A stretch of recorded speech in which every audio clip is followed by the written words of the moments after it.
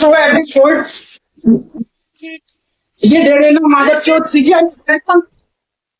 Friends, अभी जो आपने वीडियो देखी, ये वीडियो है प्रबल प्रताप की, जिसने भारतवर्ष के सबसे बड़े जज को भारतवर्ष की सबसे बड़ी गाली निकाल दी।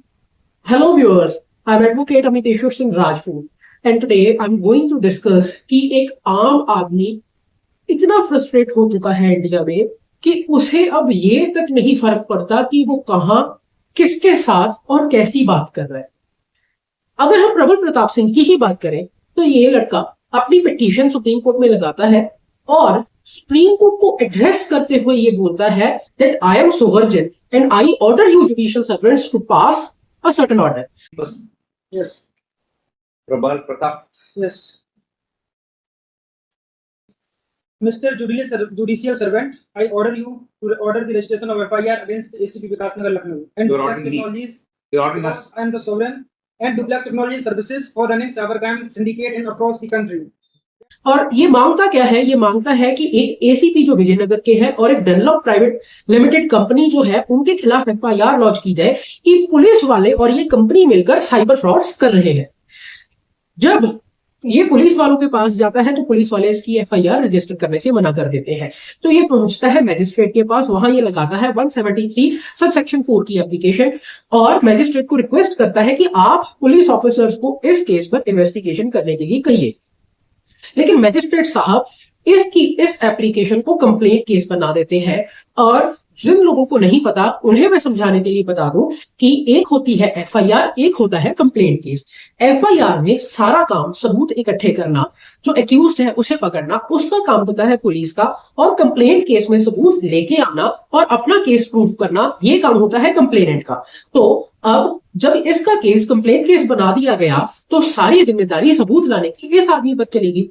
ये इस बात से एग्रीव्ड था कि इतना बड़ा साइबर फ्रॉड मैंने रिवील करना है, उसके लिए मुझे पुलिस की कहीं ना कहीं हेल्प की तो जरूरत पड़ेगी ही, और मैं इतने सारे सबूत एक साथ कैसे लेके आऊंगा। इस बात से एग्रीव्ड होकर ये जाता है इलाहाबाद हाईकोर्ट। इलाहाबाद हाईकोर्ट भी इसका जो बात है उसे कहती है कि नहीं, आपकी बात ठीक नहीं। और फिर इलाहाबाद हाई कोर्ट जब इसके खिलाफ डिसीजन दे देती है फिर ये जाता है सुप्रीम कोर्ट, और सुप्रीम कोर्ट में जाकर ये क्या कारनामा करता है ये हम सबने देख ही लिया कि कैसे ये अपने 155 पेज की पिटीशन को हवा में उछालता है और कैसे ये अब्यूजिव वर्ड्स यूज करता है ऑनरेबल जजेस के खिलाफ।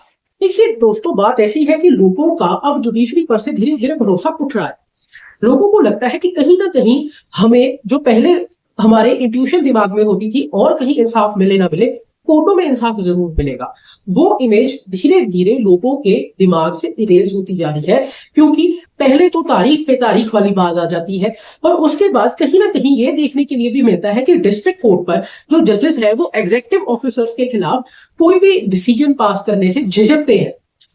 इन सब चीजों को देखते हुए जब एक आम आदमी हर जगह पर पिसता है तो वो फिर उसकी निगाह होती है बड़ी कोर्टों पर, जैसे हाई कोर्ट और सुप्रीम कोर्ट, कि अगर मुझे डिस्ट्रिक्ट लेवल पर इंसाफ नहीं मिला शायद मुझे इस लेवल पर इंसाफ मिले। और जब उसे किसी भी लेवल पर इंसाफ नहीं मिलता तो उसका फिर इतने बुरी तरीके से गुस्सा जो है वो फूटता है। देखिए, मैं ये नहीं कहता कि जो इस आदमी ने किया वो बिल्कुल ठीक किया और ऐसा ही होना चाहिए था, मैं ऐसा बिल्कुल नहीं कह रहा हूं और मैं इस बात के सख्त खिलाफ हूं। लेकिन कहीं ना कहीं अब हमारी जुडिशरी के लिए भी ये जरूरी हो गया है कि वो भी अपनी निष्पक्षता जो है उसे लोगों के सामने दिखाए। ये सुप्रीम कोर्ट के खुद के वर्ड्स हैं that justice should not only be done, it should seem to be done. ऐसे ही अगर हम तारीख पे तारीख देते रहेंगे, ऐसे ही हम अगर जो हमारे डिस्ट्रिक्ट लेवल के जजेस हैं वो एग्जीक्यूटिव ऑफिसर्स के खिलाफ कोई भी डिसीजन पास करने से डरते रहेंगे या झिझकते रहेंगे, फिर तो लोगों का भरोसा धीरे धीरे कोर्ट्स पर से भी उठ जाएगा। This what are your views viewers? Please give your views in the comment section, and with this I end up my video. Thank you so much.